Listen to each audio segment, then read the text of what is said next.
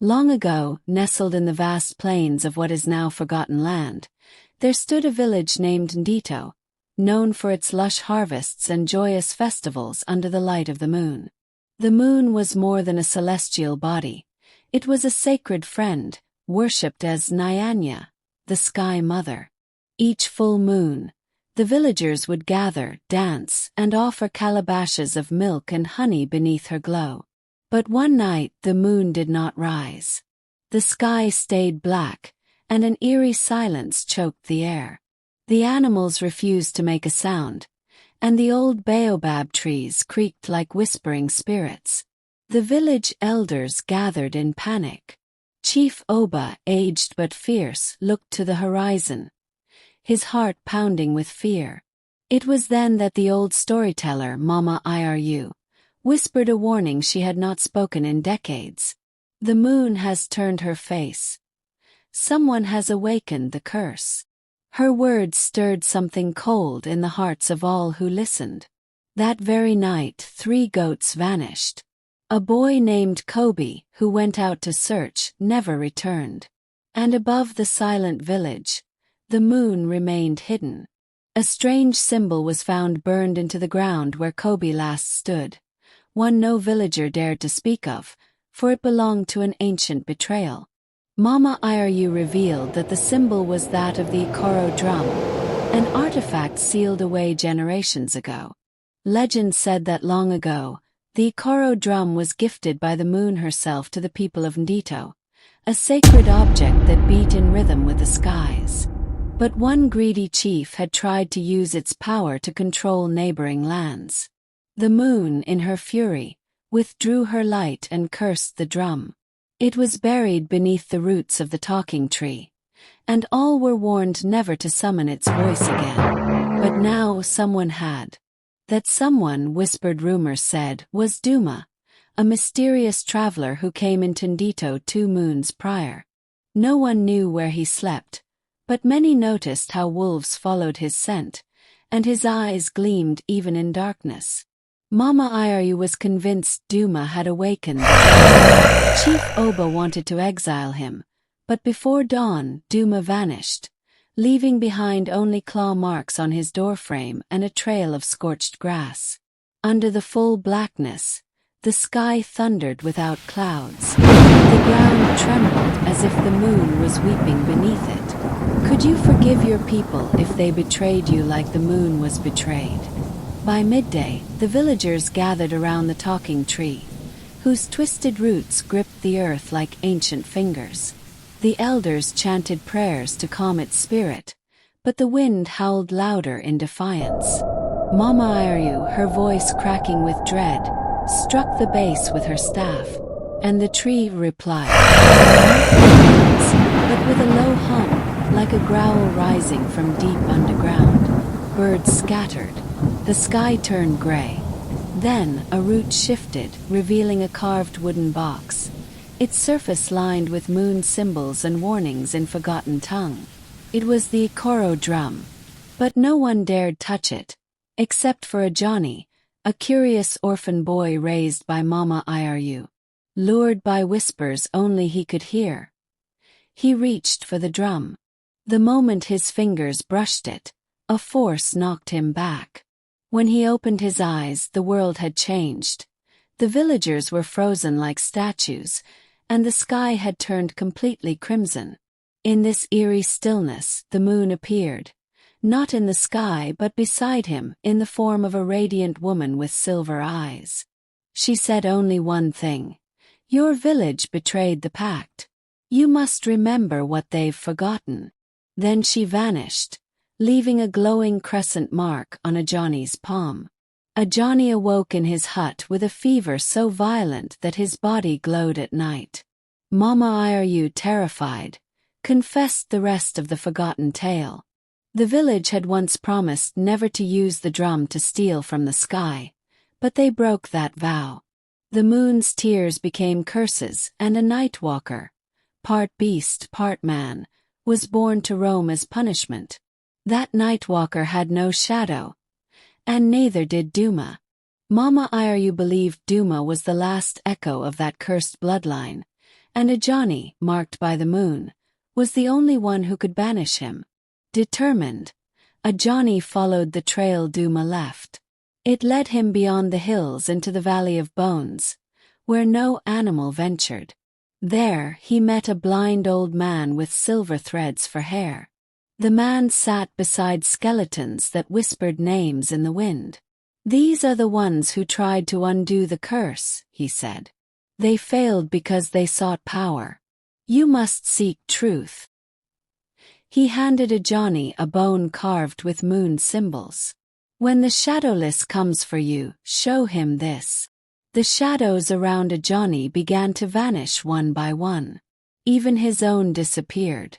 If you lost your shadow, your very essence, how would you know who you truly are? Creatures, haunted forests, and spiritual echoes. This tale dives deep into themes of truth, memory, and reconciliation. The climax unveils a shocking twist. The moon was not punishing but waiting. Waiting for truth. This emotionally gripping narrative blends suspense, African mythology, and moral insight, leaving a haunting question in the viewer's heart. What hidden truths keep your light away? Perfect for audiences seeking traditional stories with modern relevance, this story explores identity, ancestral guilt, and forgiveness. Ajani returned to Ndito just as the moon should have risen, but the sky remained dark, and a cold wind slithered through the trees. Villagers whispered that something walked among them, unseen but felt. Children wept without cause, goats refused to eat, and the drumbeat of the Ikoro could be heard underground. At midnight, the sound of a howl shattered the night. A figure with glowing eyes and no shadow stalked through the village. Duma had returned, and he came not as man, but as creature, cloaked in darkness and crowned with horns made of starlight des. Ajani stepped forward, his crescent-marked palm glowing with silver light. The villagers, afraid and armed, began chanting for Duma's death, but the creature only stared at Ajani. "They cursed me for what their ancestors did," he growled, voice layered with echoing agony. "Yet I never chose this path." Before he could attack, Ajani lifted the carved moonbone. It burned bright, casting a ring of light that pushed Duma back into the shadows. But Duma wasn't destroyed. He fled, leaving behind a final hiss. "If you want the moon's light back, follow me into the rift." Mama Iryu warned Ajani that the rift was not of this world. "It is the scar left behind when the moon turned her face," she whispered. Armed with the moonbone, Ajani journeyed beyond the known lands, guided only by fireflies and starlight. He crossed the Wailing River, where the spirits of drowned warriors cried, and passed through the Forest of Mirrors, where every tree showed a different version of himself, some noble, some monstrous. Each trial peeled away his fear and sharpened his resolve. At last, he reached the rift, a canyon torn open by light and shadow, where the laws of time seemed warped. Waiting there was Duma, seated on a throne of roots and skulls. "Before the moon gives you truth, you must give her your pain," he said. Ajani stepped into the rift, and the ground swallowed him. He fell not downward, but through memories not his own, the betrayal of the moon, the lies of elders, and the guilt of generations. The moon had not abandoned them, she had been banished. Would you dare enter a place where time, truth, and even yourself are ripped apart, all to correct someone else's sin? Inside the rift, Ajani saw the true tale unfold. Long ago, a chief named Okis stole the Ikoro drum and used it to summon the moon herself. He demanded eternal harvests and invincibility.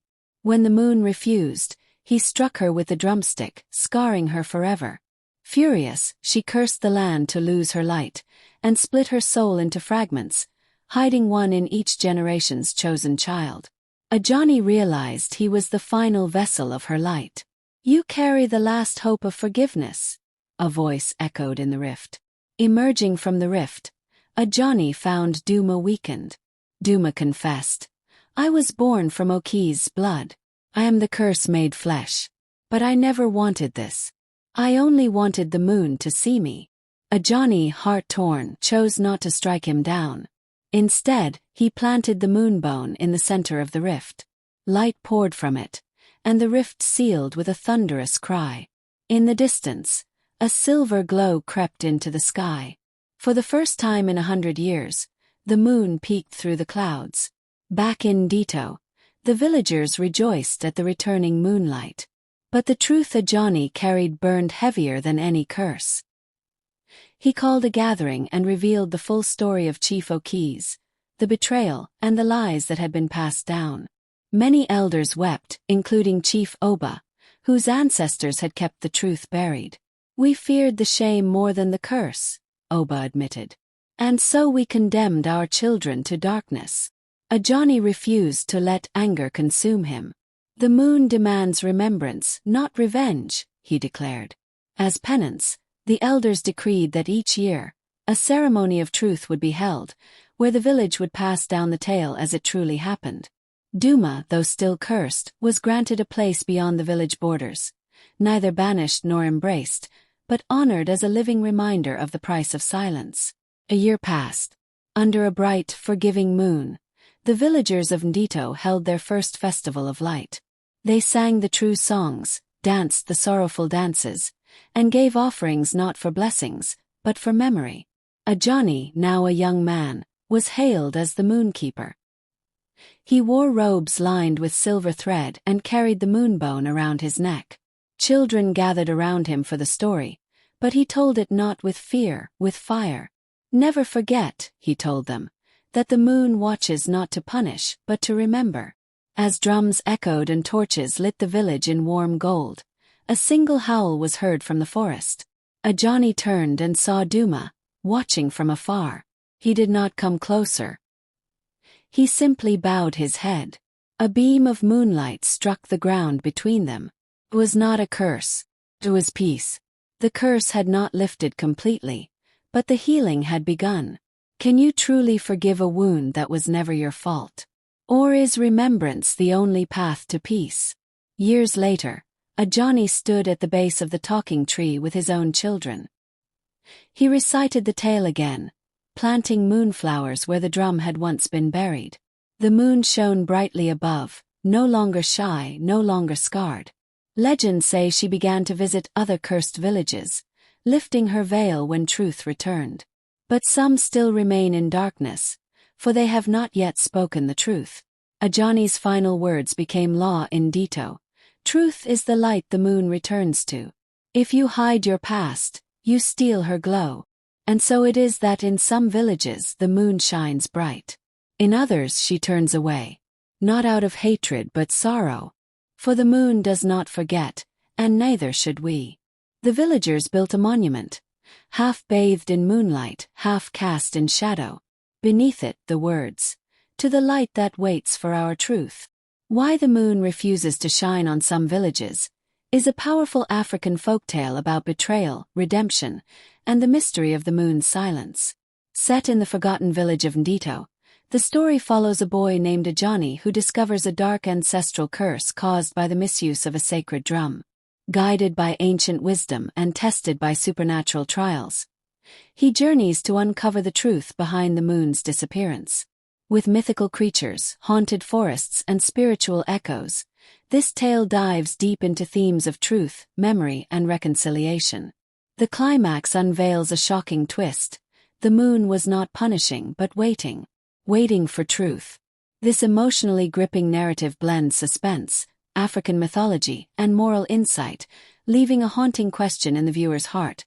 What hidden truths keep your light away? Perfect for audiences seeking traditional stories with modern relevance, this story explores identity, ancestral guilt, and forgiveness.